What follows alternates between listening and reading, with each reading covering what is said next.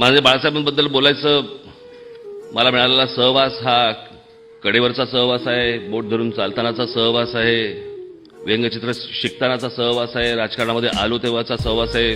पण जेव्हापासून मी त्यांना पाहिलं, मी ज्यावेळेला अगदी शिशुवर्गात होतो त्यावेळेला मला माननीय बाळासाहेब स्वतः गाडी चालवत मला शाळेतनं न्यायला यायचे. एक घरातली व्यक्ती, एक शिवसेना प्रमुख म्हणून एक व्यक्ती, एक व्यंगचित्रकार म्हणून एक व्यक्ती, अशा विविध अंग ही मी एका माणसामध्ये पाहत होतो लहानपणापासून.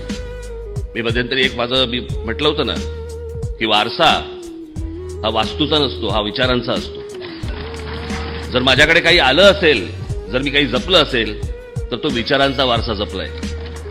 कसं असतं, संस्कार करत नसतो कोणी माणूस, कृती घडत असताना, ते संस्कार होत असताना ते वेचायचे असतात. ते संस्कार मी वेचत गेलो लहानपणापासून. पराभव झालेले अनेक लोक यायचे, रडत